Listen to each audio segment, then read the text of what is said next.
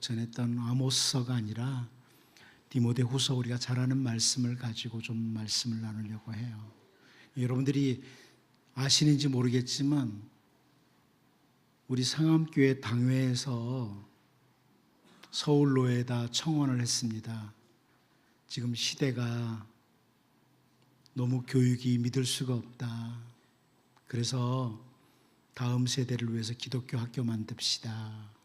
이거를 우리 상암교회 당회에서 올렸습니다. 그리고 노회에서 모두들 좋다, 기독교 학교 만들자, 이래서 시작된 겁니다. 그러니까 여러분 관심 많이 가지셔야 돼요. 제가 이거를 우리 당회에서 해가지고 발의해놓고 몇 명 안 모이면 좀 그렇잖아요. 그러니까 여러분 자녀들, 손자들을 좀 이렇게 여기 많이 보내셔서 우리 선생님들도 힘나고, 그리고 정말 다음 세대를 하나님의 말씀 안에서, 신앙 안에서 잘 양육할 수 있도록 여러분들이 뒤에서 기도도 많이 하셔야 됩니다. 이제 내년 시작하는데요, 여러분 기도 많이 필요합니다. 지금 부족한 부분 많아요. 준비해야 될 것들 많아요. 그런데 우리 교감 선생님하고 여기 연구주임 선생님하고 김 선생님하고 얼마나 열심히 뛰는지 몰라요, 기도하면서. 그러니까 여러분이 우리도 기도로 많이 후원을 해 주셔야 됩니다. 사람들과 원활한 관계를 유지하기 위해서는, 그리고 세상에 사는 동안에 손해를 입지 않고 살기 위해서는 거짓말도 좀 적당하게 해가면서 우리가 살아야 된다. 이런 세상에 살고 있습니다. 아니, 하나님의 백성이라고 하는 우리들 자신도 적당한 거짓말은 좀 마음에 걸리기는 하지만 때로는 아주 거리낌 없이 쉽게 하기도 합니다. 그러다 보니까 우리는 정말 속이고 속는 세상에 살고 있습니다. 그 속이고 속는 사람들에 대해서 사도 바울이 오늘 본문 13절에서 악한 사람들과 속이는 자들은 더욱 악하여져서 속이기도 하고 속기도 하나니, 이렇게 표현을 했습니다. 악한 사람들은 더 악해지고 속이고 속는 사람들은 더 속이고 속는 마지막 때의 현상. 그런데 비록 사람들이 더 악해지고 더 많이 속이고 속는 세상이라고 할지라도 하나님의 백성들은, 예수 그리스도의 십자가로 말미암아 구원받은 주의 백성들은 살아야 할 삶이 있습니다. 살아야 될 삶이 있다. 그래서 저는 오늘 기독학교 설명을 앞에 두고 오늘 사도 바울을 통해서 주시는 말씀, 오늘 본문을 통해서 다음 세대를 위하여, 하나님의 백성들인 우리들이 다음 세대를 위해서 해야 될 일이 뭐냐, 이런 부분을 잠시 말씀을 나누려고 합니다. 첫 번째는 우리가 늘 갖추도록 해야 할 것이 있다, 이렇게 말씀을 합니다. 여러분, 다음 세대에 늘 갖추도록 해야 될 것이 있다. 우리 같이 본문 10절을 한번 읽어봅니다. 시작. 너의 교훈과 행실과 의향과 믿음과 오래 참음과 사랑과 인내와. 여기 보면 나의 교훈, 이렇죠. 헬라어에서 디다스칼리아라는 단어인데요, 이것은 바울 사도가 꼭 붙들고 있는 신앙의 교리를 가리켜요. 바울이 꼭 붙들고 있는 신앙의 교리.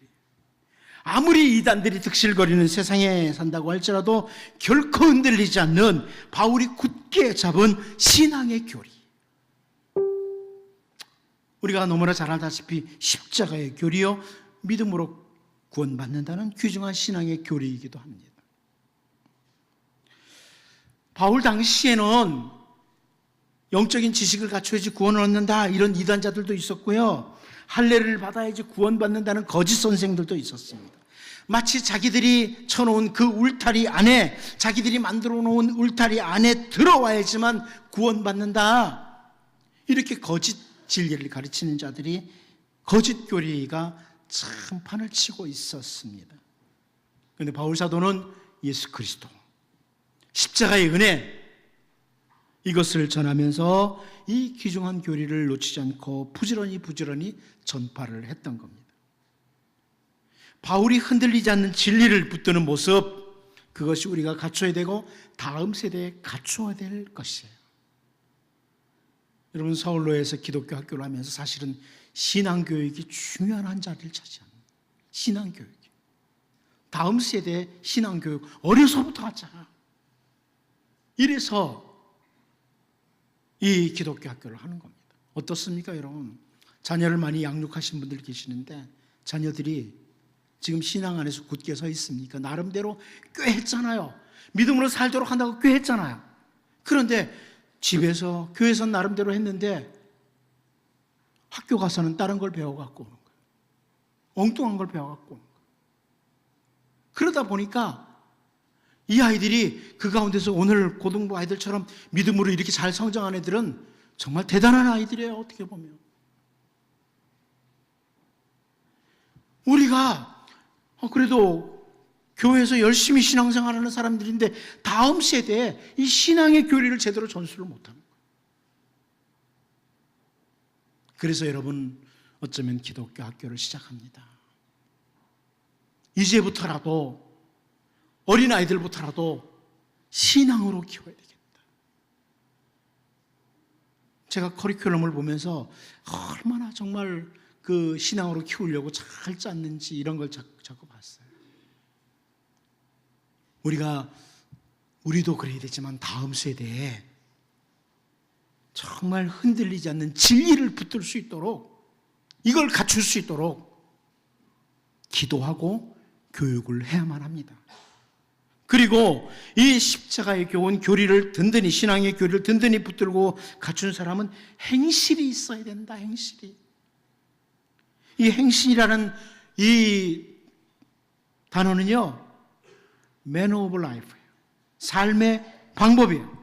진리를 따라 살아가는 라이프 스타일이에요. 말씀을 붙들고 있는 사람은 삶에서 말씀이 나타나야 된다는 거죠. 교훈을 잡았으면 행실이 있어야 된다. 신앙의 교리를 붙들고 있는 사람은 그 믿음의 은혜를 받은 자다운 삶이 있어야 된다는 거예요. 말씀과 삶이, 교리와 행실이 조화를 이루고 있을 수 있도록 해야 된다. 그래서 여러분, 이런 고민들과 함께 노예에서 기독교 학교를 만드는 거예요. 신앙의 교리와 삶이 맞물릴 수 있도록. 오늘 우리 한국교회 많은 성도들이 믿음을 이야기하고 신앙을 이야기하지만 삶의 자리에서는 삶이 없는 거예요. 믿음의 삶이 없는 거예요. 그래서 기독교인들이 욕을 먹고 있는 거예요. 그 다음 세대를 이렇게 양육해야 된다. 말씀과 말씀에 걸맞는 삶, 교훈과 행실과.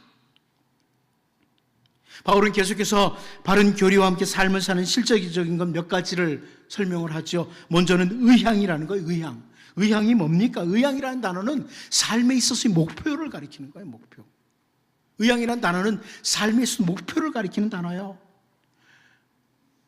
그리스도로 말미암아 구원을 받은, 은혜를 받은 주의 백성이 목표가 분명해야 되죠. 삶의 목표가 분명해야 되는 거예요. 교회에서는, 교회 학교에서, 주일학교에서 우리의 삶은 그리스도 안에서 이렇게 살고 어떤 목표를 가지고 있어야 된다, 이렇게 배우는데 학교 가면 다른 거예요. 점수 잘 받아야 되고, 좋은 상급 학교 가야 되고, 좋은 직장 가야 되고, 단순히 이런 것만 인생의 목표인 것으로 가르치는 거예요. 내가 세상에 왜 살아가는지를 놓치도록 만드는 거죠. 그래서 기독교 학교 하는 겁니다. 다음 세대에 분명한 그리스도인의 목표 가지고 살도록 하자.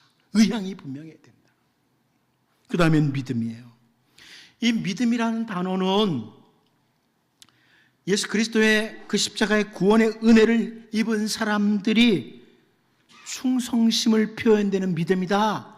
존 스토트가 이렇게 표현했어요. 존 스토트는 그렇게 말했어요. 이 단순히 그냥 예수 믿고 구원받고 이런 걸 말하는 게 아니고, 정말 그리스도의 은혜를 입은 사람들은 세상에 사는 동안에 하나님을 향한 세상에서 신실함을 보인다. 이게 바로 믿음이라는 신실한 모습. 하나님을 향해 신실하고 사람들을 향해 신실한, 어디에서나 신실한 모습. 이게 바로 믿음이라는 단어라는 거죠. 그 다음에는 오래 참음, 인내 이런 단어가 있습니다. 이 오래 참음과 인내라는 단어는 사실 헬라어에서 다른 단어예요. 두 단어가 다른 단어인데요. 굳이 제가 구별을 한다면 앞에 있는 오래 참음은 괴롭히는 사람에 대한 관용, 강한 인내, 이걸 가리킨다고 볼 수 있고, 뒤에 인내라고 번역된 단어는 어려운 상황에서 끈기 있는 참음, 이걸 말합니다. 사람에 대해서, 상황에 대해서 잘 견뎌낼 수 있는, 신앙의 교리를 붙든 사람이 잘 견뎌낼 수 있는 이런 걸 말하는 거죠. 여러분 어떻습니까? 무슨 입시철만 되면은 여태까지 잘 성장했던 아이들이 자살까지 해요. 성적 때문에. 오래 참음도 인내도 없어요.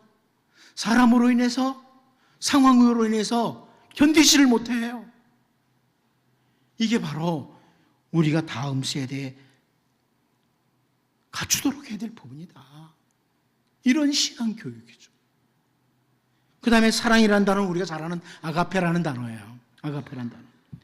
디모데후서 3장 2절에서는 자기를 사랑하고 돈을 사랑하고 쾌락을 사랑한다. 이 마지막 시대 사람들이 자기 사랑하고 돈 사랑하고 쾌락 사랑한다. 그런데 이것과 대조를 이루는 하나님과 이웃에 대한 사랑. 여러분, 이제 여러분이 개인적으로 이런 것들 자녀들이 갖기를 원하는데요. 우리의 실력만으로 안 돼서 우리가 기독교 학교를 하려고 하는 겁니다. 다음 세대 자녀들 이런 것 갖추도록. 더 악해지고 속이고 속는 세상에 우리가 살면서 십자가의 교리, 신앙의 교리를 든든히 붙잡고 말씀과 그에 따르는 행실이 있도록 하고 삶의 목적이 분명하고 하나님을 향한 분명한 신실함, 세상에서 신실함, 그리고 오래 참고 하나님 사랑과 이웃 사랑을 갖추는, 이렇게 잘 갖춰진 균형 잡힌 다음 세대가 되도록 이제 여러분이 기도도 하시고 또 이것을 위해서 훈련해 나가는 우리 모두가 될 수 있기를 원합니다. 두 번째는요, 주님의 도움의 손입니다. 다음 세대를 위해서. 오늘 11절 말씀 같이 한번 읽어봅니다. 시작. 박해를 받음과 고난과 또한 안디옥과 이고니온과 루스드라에서 당한 일과 어떠한 박해를 받은 것을 네가 과연 보고 알았거니와 주께서 이 모든 것 가운데서 나를 건지셨느니라. 아멘. 진리를 따라 걸어가다 보면 여러 가지 어려움이 찾아올 수 있다는 것, 이게 언급되고 있죠. 그런데 우리가 주목할 것은 그 모든 어려움 가운데서 주께서 이 모든 것 가운데서 나를 건지셨느니라. 바울의 설명입니다. 주께서 건지셨다. 우리가 아무리 진리의 교리를 든든히 붙잡고 올바른 목적과 함께 삶을 최선을 다해도 우리는 우리의 힘만 가지고는 이 악해지는 세상, 더 속이고 속는 세상에서 우리가 승리하기가 힘듭니다. 그런데 이 모든 것 가운데 우리를 도우시는 주님이 계신다. 주님의 도움의 손, 주님의 능력의 손이 우리에게 있다. 이 부분입니다. 그러므로 하나님의 백성들은 언제나 그 주님의 은혜의 손이 머물 수 있도록 소망하고 기도해야 되지만 동시에 다음 세대에게 그걸 가르치는 거죠. 얘야, 내 힘만으로는 이 점점 악해지고 속이는 세상에 살 수가 없다. 그래서 하나님께서는 우리에게 예수님을 통해서 기도할 수 있는 길을 열어주셨다. 다음 세대가 배워야 될 것 중에 한 가지. 우리의 힘만으로 안 되니까 낙심하고 우울하고 자살하고 이게 아니고 우리를 도우시는 주님이 계신다. 이걸 가르치는 거죠. 다음 세대를 위해서. 아주 쉽게 얘기하면 기도하는 법을 가르치는 거예요. 기도 생활할 수 있는 법을 가르치는 거예요. 저는 이 주의 손이 늘 머물도록 하는 해답이 12절에 있다고 봐요. 12절을 보면 무릇 그리스도 예수 안에서 경건하게 살고자 하는 자는 박해를 받으리라, 이렇게 말씀을 하고 있어요. 진리를 따라 살아가는 자에게 고난과 박해가 있음을 다시 보여주는데요. 저는 여기서 무릇 그리스도 예수 안에서 경건하게 살고자 하는 이런 표현을 봐요. 무릇 그리스도 예수 안에서 경건하게 살고자 하는 자는 박해도 받을 수 있지만 주님의 도움의 손도 있다. 이걸 보여주는 거죠. 세상에서 우리가 올곧게 바르게 살려고 하다 보면 어려움이 찾아올 수 있어요. 그러니까 어려움이 오면 그냥 피해버리자, 낙심하자, 이게 아니고 다음 세대에게 뭘 가르쳐야 되느냐? 우리가 똑바로 살려고 하다 보면 어려움이 찾아올 수 있지만 그때 주님의 손이 있다. 예. 경건이라는 단어는 제가 전에부터 자주 쉽게 설명드려서, 경건이 뭐냐? 한마디로 말하면 모든 삶의 영역에서 하나님 있는 자답게 사는 거다. 여기 하나님 계신다. 이게 좋은 신앙의 훈련이에요. 여기 하나님이 계신다. 이걸 배우도록 해야 되는 거죠. 하나님이 내 곁에 계신다. 나와 함께 계신다. 이런 거죠. 모든 삶의 자리에서 하나님을 모신 자답게 살아갈 때 주님의 손이 임한다. 우리가 가르쳐야 될 부분이에요. 다음 세대. 주님이 내가 사람들과 대화하는 현장에도 같이 계시지만 그렇기에 내가 어떻게 말할까, 어떻게 사람들과 대할까, 이런 것까지 다 기억하고 살아가는 자녀들, 그들에게 주님의 은혜의 손이 임하는 거죠. 아무리 더 악해지고 속이고 속는 세상에 살아도요, 주님의 도움의 손이 임할 때 우리는 넉넉히 승리자로 살아갈 수 있습니다. 그러므로 우리 다음 세대를 향해 이런 교육을 할 수 있도록, 여러분이 기독학교를 위해서도 기도해 줘야 되고 여러분 후손들을 위해서도 이렇게 기도를 해야 됩니다. 주님의 도움의 손이 있는 자, 이거 확인하고 살아가는 자. 그래서 주의 은혜의 손 사모하며 사는 우리 다음 세대가 다 될 수 있기를 원합니다. 마지막 한 가지 더 보겠습니다. 성경 말씀 안에서 거하는 삶, 다음 세대를 위해서 하나님의 말씀 안에서 거하는 삶입니다. 우리 좀 길지만 14절에서 17절 다시 같이 한번 읽어볼까요? 14절에서 17절 다시 한번 읽어봅니다. 시작. 그러나 너는 배우고 확신한 일에 거하라. 너는 네가 누구에게서 배운 것을 알며 또 어려서부터 성경을 알았나니 성경은 능히 너로 하여금 그리스도 예수 안에 있는 믿음으로 말미암아 구원에 이르는 지혜가 있게 하느니라. 모든 성경은 하나님의 감동으로 된 것으로 교훈과 책망과 바르게 함과 의로 교육하기에 유익하니 이는 하나님의 사람으로 온전하게 하며 모든 선한 일을 행할 능력을 갖추게 하려 함이라. 아멘.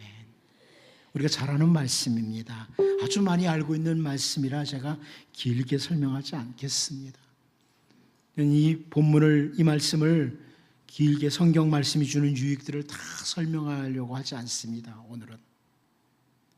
다만 우리가 이 하나님의 말씀인 성경 말씀을 잘 배우고 확신하는 일에 거할 때에 그 말씀이 17절에서 설명하는 것처럼 하나님의 사람인 우리로 하여금 온전하게 한다.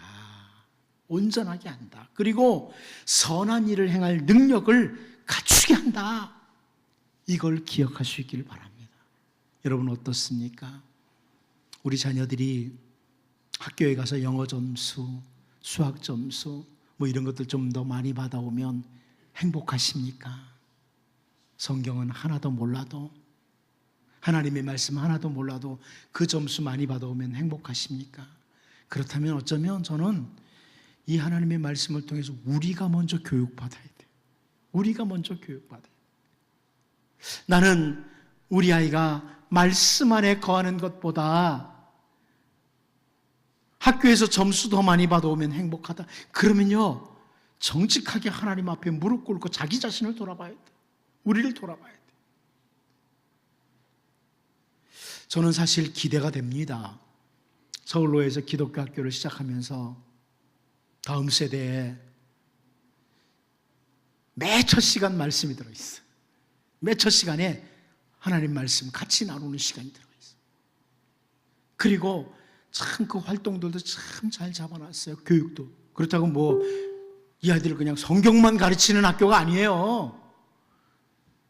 어느 학교에 못지않게 잘 가르치려고 해요. 모든 면에서. 그런데 우선이 말씀이다. 말씀 안에서 온전하게 잘 성장해야 된다. 그래야 다른 교육받는 것들이 다 균형 있게 서는 거죠. 영어 수학만 잘하면 뭐 할 거냐는 거예요. 말씀 안에 올바로 서야지. 이래서 저는 서울로에 사는 기독교 학교가 상당히 기대가 돼요. 여러분 많이 기도해 주시고요. 우리 다음 세대들, 주변에 있는 사람들도 자꾸 이 정말 좋은 학교 하나 생긴다 해가지고 탁 보내서 아이들이 말씀 안에서 잘 양육받고 정말 우리가 기대하는, 또 성경에서 기도하는, 우리 주님이 기대하는 그런 신실한 자녀들이 우리와 함께 많이 나올 수 있기를 원합니다. 기도하겠습니다.